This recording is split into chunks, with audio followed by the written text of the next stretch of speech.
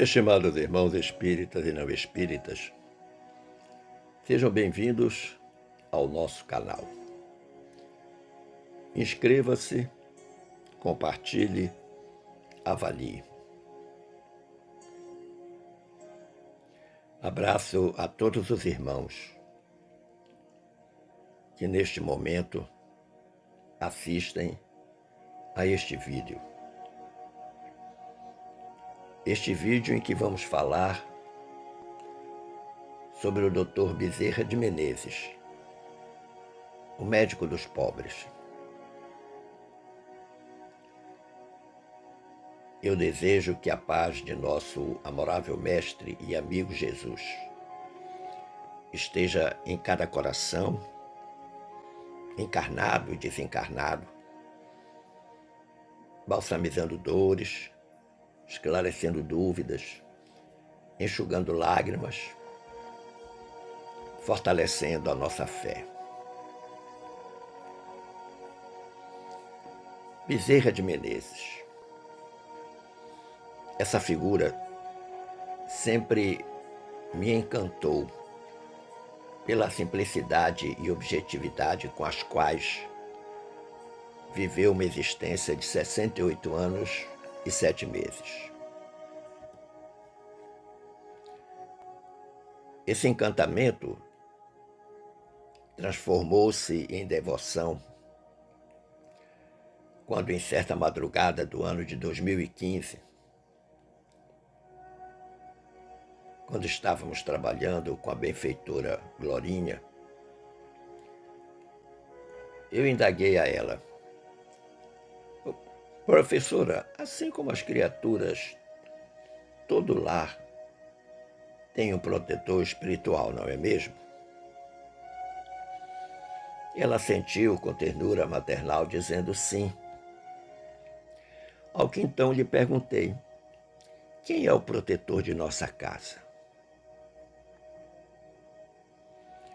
Houve um grande silêncio por parte da benfeitora. Nesse momento, a tela do notebook exibia a área de trabalho. E no instante em que eu fiz a pergunta, segundos depois, a tela ficou totalmente preta. Desapareceu a área de trabalho. Eu lembro que eu coloquei as mãos na cabeça e disse em voz alta: meu Deus, não é possível que o notebook queimou. Fechei os olhos e senti as lágrimas quentes e úmidas rolarem pela minha face, que naquela altura eu estimava que estivesse aturdida e triste. Mas após alguns segundos, eu abri os olhos e segui olhando a tela com infinita tristeza. Quando do centro da tela, abrindo proporcionalmente do centro para a periferia, foi surgindo uma imagem linda que prendia a minha atenção com intensidade tamanha que parecia que eu estava sonhando. Aos poucos, a imagem se completou. E ali estava ele, o patrono espiritual de nossa casa,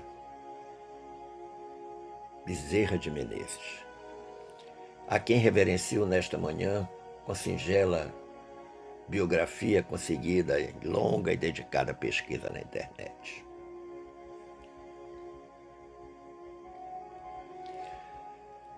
A esse propósito, manda-lhes dizer a benfeitora Glorinha: não se pode negar que o movimento espírita do Brasil teve 2 luminares em séculos consecutivos. Bezerra de Menezes no século XIX e Chico Xavier no século XX.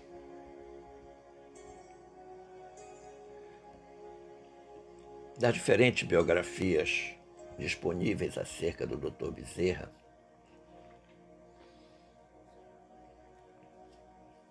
consegui dados biográficos, aos quais lhe apresento agora.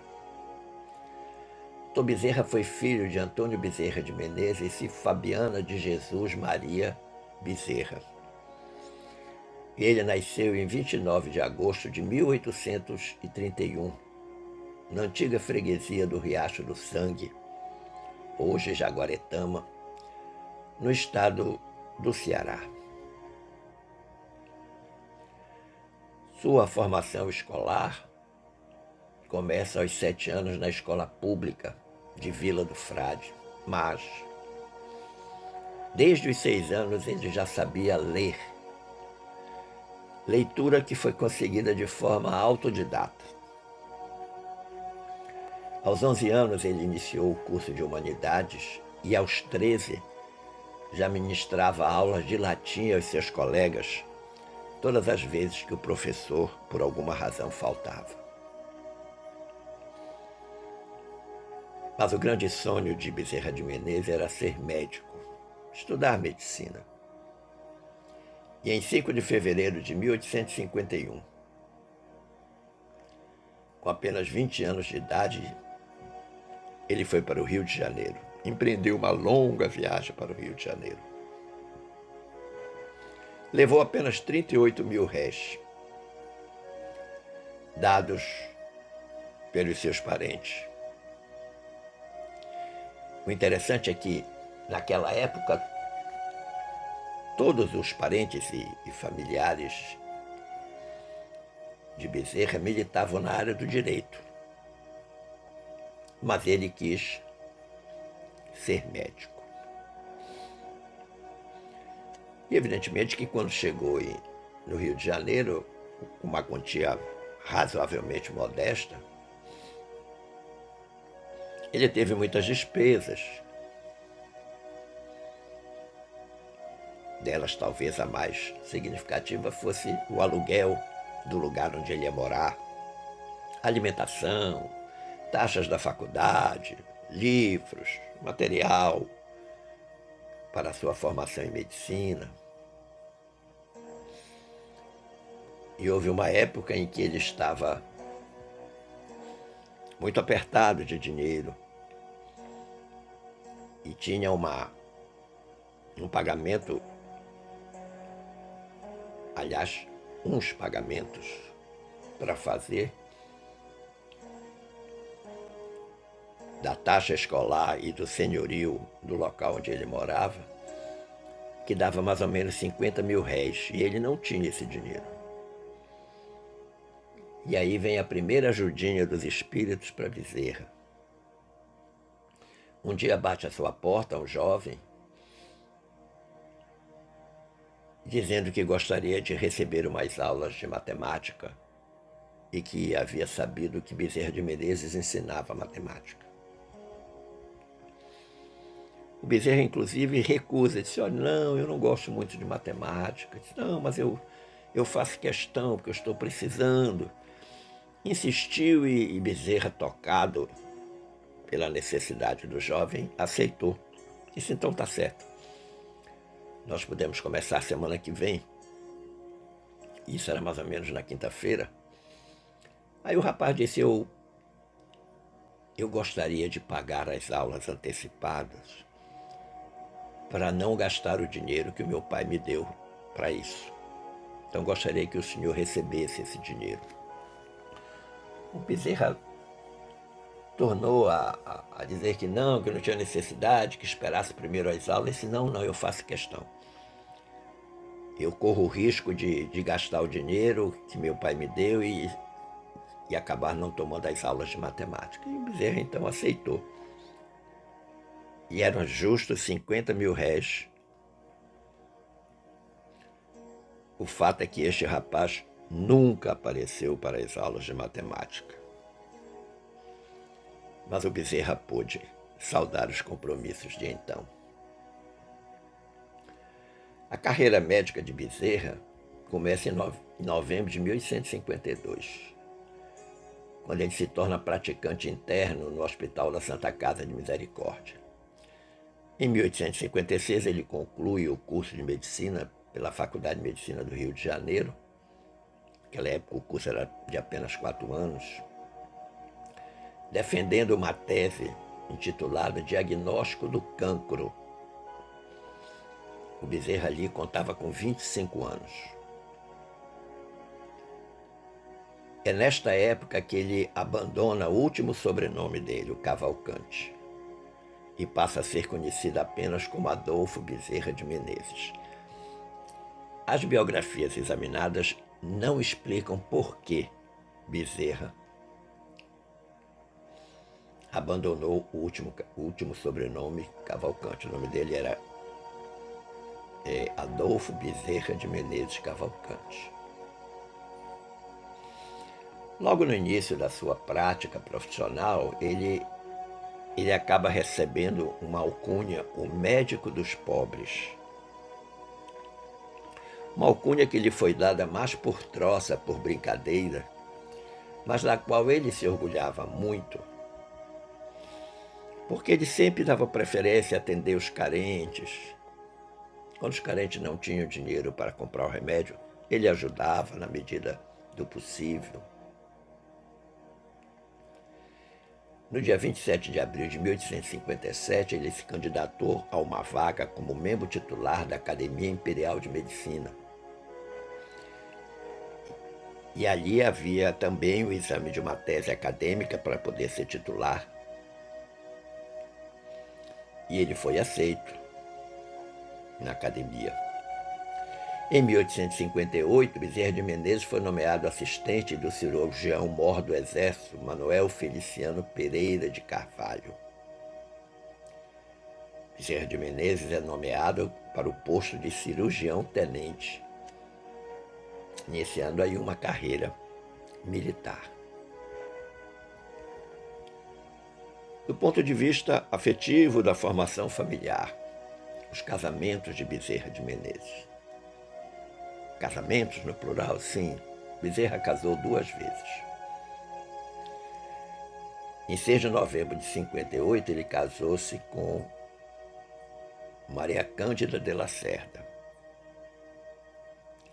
Mas 5 anos depois, em 1863, Maria Cândida faleceu, desencarnou, por uma enfermidade que alastrou-se rapidamente pelo seu organismo em um tempo muito pequeno, levou-a a óbito. Naquela ocasião, ela tinha já 2 filhos, ainda pequenos, com Bezerra de Menezes. Foi um golpe muito duro no coração de Bezerra. Mas 1 ano depois, ele casou-se então pela 2ª vez com Cândida Augusta Lacerda, irmã materna de sua primeira esposa, irmã de Maria Cândida.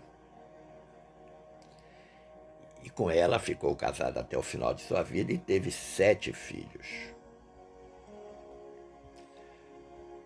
Na longa trajetória de Bezerra de Menezes, há uma experiência política. Em 1861, ele foi eleito vereador municipal, mas a eleição dele foi impugnada por um chefe conservador partidário lá, de nome Adoc Lobo, sob a alegação de que Bezerra era um médico militar e, portanto, não poderia ocupar um cargo legislativo. Em 1867, ele foi eleito deputado-geral, o que hoje nós chamamos de deputado federal, e começou a desenvolver o seu mandato legislativo e consolidando ainda mais a sua função de um homem preocupado com as questões dos carentes. Mas o desencanto da política rapidamente alcançou Bezerra por conta da identificação que ele fazia das corrupções, das falcatruas, dos negócios mal executados na política. E isso foi entristecendo o coração de Bezerra. E ele, depois desse mandato, voltou para a prática exclusiva da medicina e aí dedicou-se integralmente aos pobres, aos mais pobres. Mas como dizem que a política tem um vírus que ataca de vez em quando, ele voltou à carreira política em 1876. E aí foi eleito vereador. 4 anos depois, ele elegeu-se novamente deputado geral. Um novo desencanto com a política.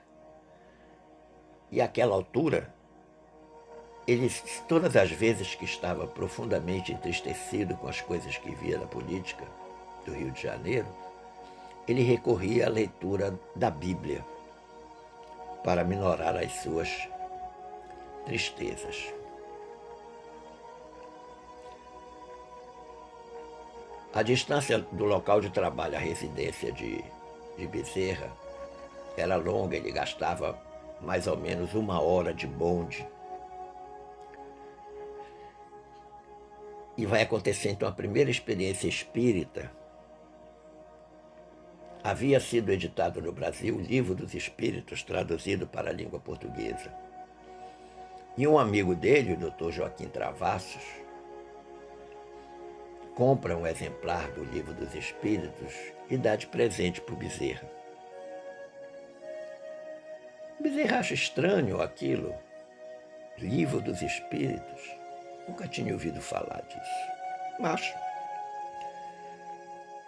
ele resolve ler o livro, começar a ler o livro, na viagem de volta para casa. Então, ele teria 1 hora para ler o livro. E à medida que ele vai lendo, ele vai se convencendo que tudo aquilo que estava escrito ali, de alguma forma, ele já conhecia. E quando chega em casa, ele não faz outra coisa senão continuar a ler, porque ele queria chegar ao final do livro. A primeira edição do Livro dos Espíritos eram 500 e poucas questões, diferente da versão que hoje a gente lê, que são 1019, salvo melhor juízo. E tudo aquilo intriga, ao mesmo tempo que encanta Bezerra de Menezes. E ele fica com uma pulguinha atrás da orelha. Será que os espíritos fazem mesmo tudo isso? E aí ele resolve fazer uma checagem espiritual e, através do amigo que havia dado o livro, ele coloca no papel o nome e a idade e pede para o amigo fazer uma consulta numa sessão mediúnica lá da casa espírita que o amigo frequentava. Para a surpresa de Bezerra, volta um diagnóstico, volta um papel, melhor dizendo, volta um texto em um papel, dizendo a ele que ele estava doente, dando o diagnóstico da doença, dizendo os sintomas que ele estava atravessando, estava sentindo, a causa do problema e uma prescrição terapêutica para a cura. E uma prescrição terapêutica no campo da homeopatia. Bezerra não tinha dito a ninguém esse problema de saúde que ele tinha, nem a própria esposa. Ninguém sabia. Só ele.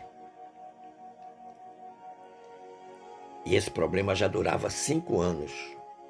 E a homeopatia prescrita, ou prescrevida, pelos espíritos, cura o Bezerra. E ele passa a ter agora um novo encantamento, que é com a homeopatia. Se ele já estava encantado com os espíritos, agora estava encantado com a homeopatia. E ele continua então a se interessar pelas questões espíritas, a ler, a estudar, a pesquisar. E no dia 16 de agosto de 1886, num auditório em que tinha aproximadamente 2.000 pessoas da melhor sociedade do Rio de Janeiro, na sala de honra da Guarda Velha, na rua da Guarda Velha, que hoje se chama, no Rio de Janeiro, Avenida 13 de Maio, Bezerra vai fazer um pronunciamento. Aquelas pessoas todas no mais absoluto silêncio. Bezerra, emocionado, dirige-se àquele povo, não apenas como político, nem como médico, nem como cidadão, nem como católico, apenas como um ser humano que amava a humanidade. E naquela sessão solene, então, ele proclama em alto e bom som a sua decidida conversão ao Espiritismo. Em janeiro de 1887, menos de 6 meses depois da sua proclamação espírita, ele escreve o primeiro artigo sobre o Espiritismo, publicado no periódico mais importante do Brasil, de maior leitura, de maior tiragem, de maior vendagem, que era O País, País com Z. Mas quando ele resolve entrar na carreira jornalística, por assim dizer, literária, ele adota o pseudônimo Max. Os artigos dele no jornal não eram assinados Bezerra de Menezes, mas Max. E certa vez, por que perguntaram Max? Ele disse que Max era abreviação de máximo, mas ele não poderia sentir-se máximo, porque máximo só Jesus. Ele, Bezerra, quando muito, seria Max.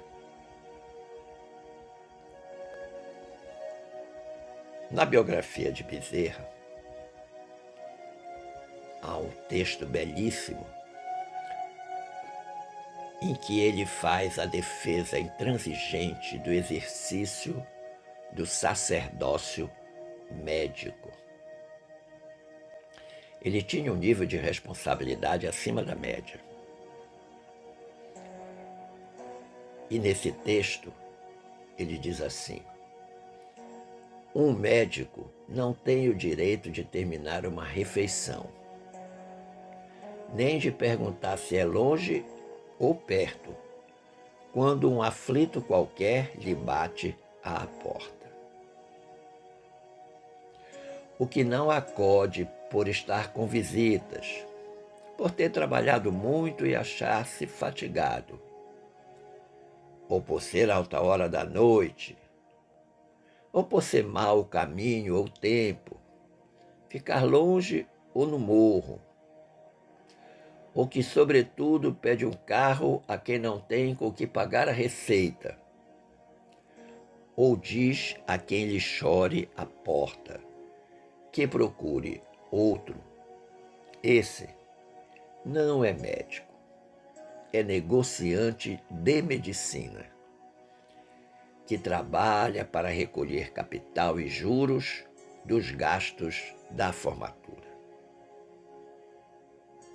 Esse é um desgraçado, que manda para outro o anjo da caridade, que lhe veio fazer uma visita. Ele trazia a única espórtula que pode saciar a sede de riqueza do seu espírito, a única que jamais se perderá nos vai-e-vens da vida. Olha que interessante.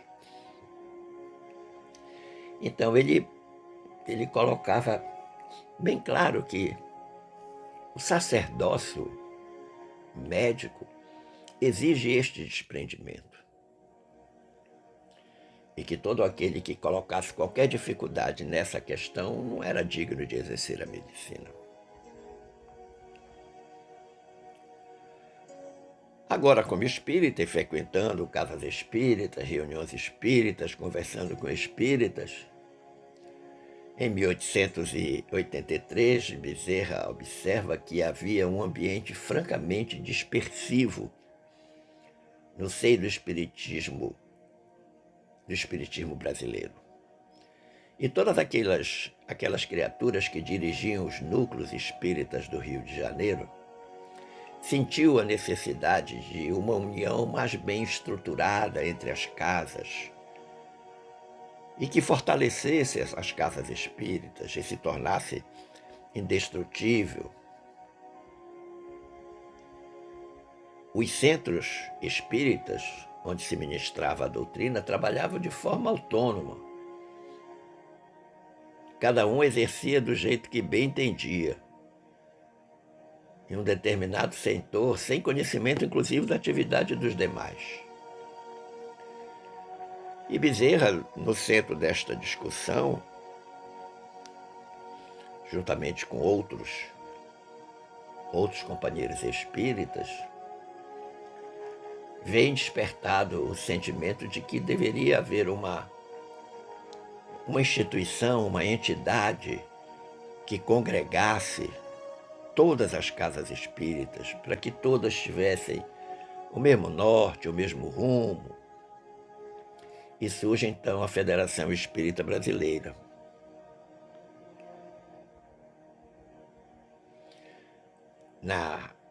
Naquela época, existiam muitas sociedades espíritas, muitas casas espíritas, mas tinham 4 que dominavam a cena espírita brasileira: a Acadêmica, a Fraternidade, a União Espírita do Brasil e a própria Federação. Mas também não demorou muito para que houvesse um racha entre elas. Vivas discórdias que colocavam umas contra as outras.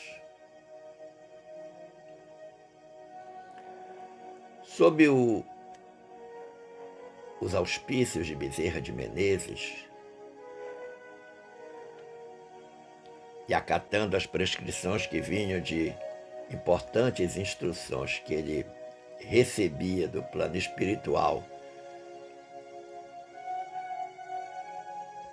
por um médium de nome Frederico Júnior,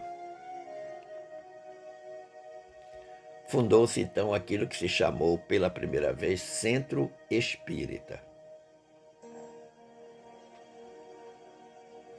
E o Bezerra continuou a trabalhar, a colaborar com este centro espírita. Mas o entusiasmo daqueles que haviam criado o centro logo se arrefeceu. E o Bezerra se sentiu desamparado. Chegou uma época tão crítica, que só o Bezerra ia no centro. Havia uma divisão dentro do centro entre 2 grupos bem distintos dos frequentadores do centro.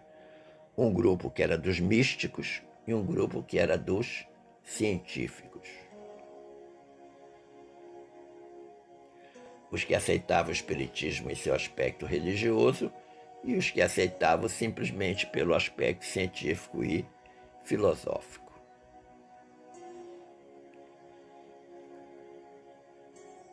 Em 1892, Bezerra de Menezes, por sua absoluta desambição das coisas materiais e por efeitos da implantação da República no Brasil, foi reduzido à pobreza e ao isolamento. Ele ainda mantinha a sua coluna dominical lá no jornal O País. Mas já naquela altura escrevia também artigos para uma obra espírita, um periódico espírita chamado Reformador. Nesse momento, Bezerra escreve o seu primeiro livro, intitulado Lázaro o Leproso. Um ano depois, em 1893, todas as vozes espíritas do Brasil se calaram. Como também não se escreveu mais nada a não ser o Max, o Bezerra, continuou a escrever sobre o espiritismo. Ele foi a última pena a parar de escrever. E somente no dia 25 de dezembro, curiosamente, data de se festejar o Natal, ele encerrou as suas colunas dominicais no País. E encerrou com um texto em que fazia uma tocante e belíssima homenagem à Mãe de Jesus. Nesse ano de 1893, houve uma grande convulsão no país por uma revolta armada.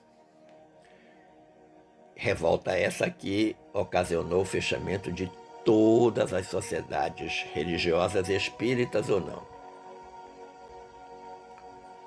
Mas em 1894, passada aquela efervescência da revolta da Armada,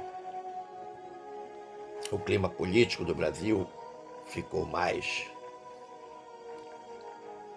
tranquilo, mostrou tendências de melhoria, e novamente o nome de Bezerra de Menezes foi lembrado como o único capaz de unificar o movimento espírita. E ele é levado à presidência da FEB. Conta-se nas biografias de Bezerra, especialmente do Luciano Clay, do Ceará, que talvez seja o melhor biógrafo dele, que certa vez nos trabalhos de desobsessão da FEB,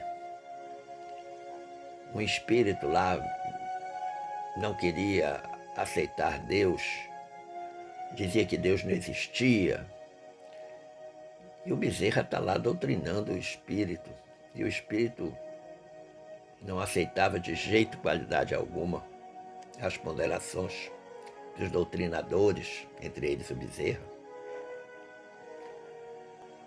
E como não tinha mais praticamente nada a fazer, o Bezerra então decidiu orar. Bezerra fez uma oração tão sentida, tão profunda,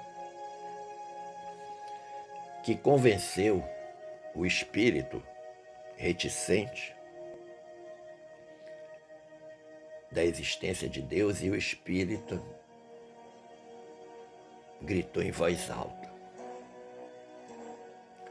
O espírito disse: basta, para que vocês orem desse modo, é preciso que um Deus exista. E a partir de então, o espírito convenceu-se de que Deus existia, graças ao fervor da oração de Bezerra de Menezes. Numa outra passagem, também numa reunião de desobsessão, depois de convencer um espírito obsessor de que ele deveria mudar o curso de sua vida, o espírito se vira para Bezerra e diz assim: bom velhinho, não foram suas palavras que me convenceram, mas os seus sentimentos. Porque tudo que Bezerra fazia vinha com uma grande dose de amor, de caridade, de entrega total, de desprendimento. Já com 63 anos, então, ele presidente da FEB,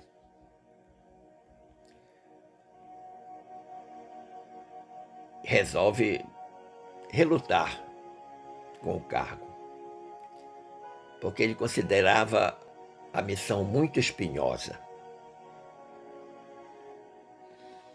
E certa vez ele teve uma conversação lá com os amigos da FEB, e ele disse: querem que eu volte para a federação. Como vocês sabem, aquela velha sociedade está sem presidente e desorientada. Em vez de trabalhos metódicos sobre o espiritismo ou sobre o evangelho, vivem a discutir teses bizantinas e alimentar o espírito de hegemonia. Aí uma figura muito conhecida no movimento espírita brasileiro, na sua época e até hoje se sabe dele, Bittencourt Sampaio, se vira para o Bezerra e diz para ele: mas o trabalhador da vinha é sempre amparado. A federação pode estar errada na sua propaganda doutrinária, mas possui assistência aos necessitados, que basta por si só para atrair sobre ela as simpatias dos servos do Senhor. Ao que o Bezerra respondeu para Bittencourt Sampaio: de acordo, mas a assistência aos necessitados está adotando exclusivamente a homeopatia no tratamento dos enfermos, terapêutica que eu adotei e adoto em meu tratamento pessoal, da minha família, que recomendo aos meus amigos, sem ser, entretanto, médico homeopata. Isto, aliás, disse o Bezerra, tem me criado sérias dificuldades, tornando-me um médico inútil e deslocado, que não crê na medicina oficial e aconselha a medicina dos espíritos, e que, por conta disso, não tem o direito de exercer a profissão. Aí o Bittencourt Sampaio redargui ao Bezerra e disse: por que não te tornas um médico homeopata? Ao que o Bezerra responde: não entendo patavinas de homeopatia. Uso a dos espíritos e não a dos médicos. Nessa altura, o médium Frederico Júnior, que estava participando da conversa, incorpora o espírito de Santo Agostinho, que era o guia espiritual do Bezerra de Menezes.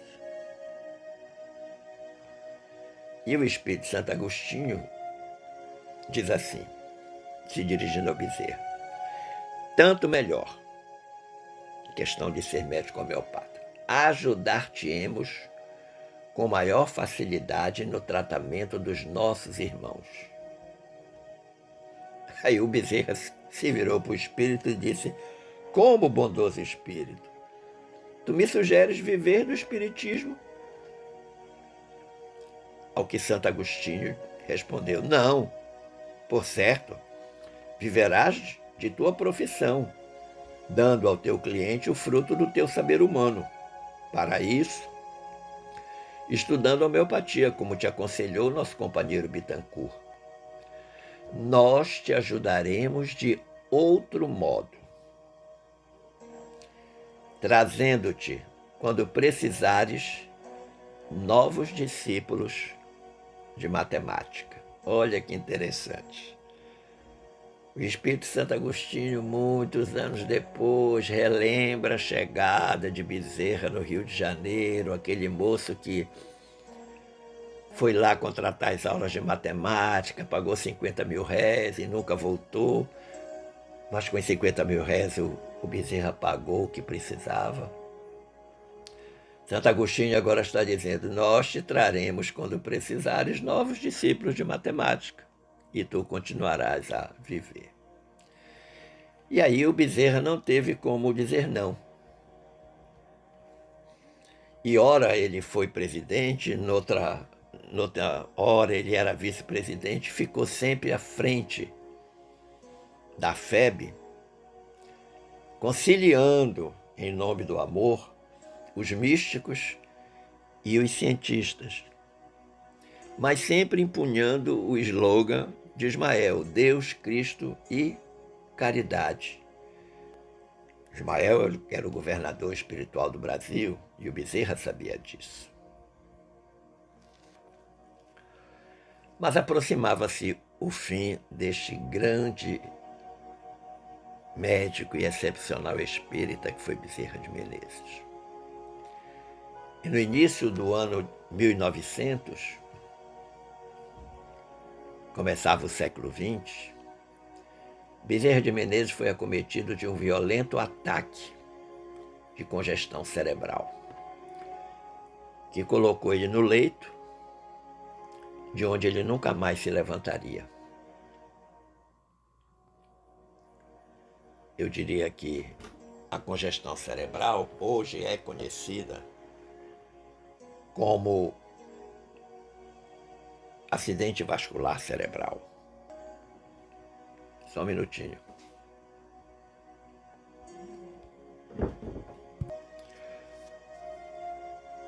Nesse momento, na vida de Bezerra,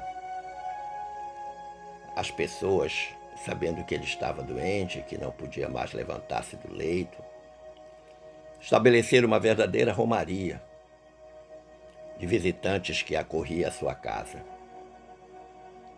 Ora o rico, ora o pobre, ora o opulento, ora o que nada possuía. E muita gente ia visitá-lo. Bezerra desencarnou no dia 11 de abril de 1900, sem deixar nenhum bem material para a família, posto que ele era um espírito missionário, e para ele a grande riqueza do homem era a purificação da alma. O amor ao próximo, a solidariedade, a abnegação, o desprendimento foram e são até hoje a grande herança de Bezerra de Menezes para a humanidade, especialmente a humanidade espírita.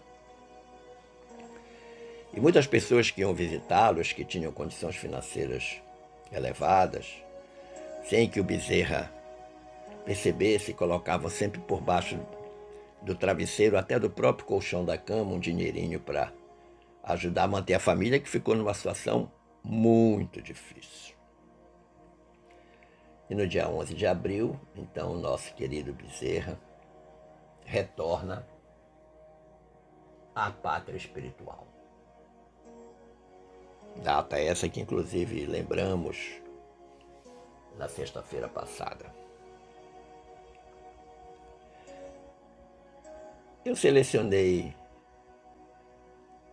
3 contribuições de Bezerra de Menezes como espírito e mensagens que ele levou, ou nos trouxe, melhor dizendo, através do médium Chico Xavier. Dia 26 de abril de 1958, portanto 58 anos depois de sua desencarnação. Numa mensagem ditada para o Chico, em determinado momento, Bezerra diz assim: a experiência na Terra, em muitas ocasiões, pode ser comparada à viagem de um homem através da selva incomensurável. É preciso compreender a necessidade de vigilância para que os espíritos não se convertam, para que os perigos não se convertam em desastres e para que a expectativa não se transforme em angústia. Então, a vida do homem na Terra é como uma viagem numa selva. Tem que estar atento, tem que vigiar, para que os perigos da selva não se transformem em desastres, mas também para que a expectativa da viagem não se transforme em angústia. Bom senso. No dia 26 de abril de 1958, 15 de agosto de 1961,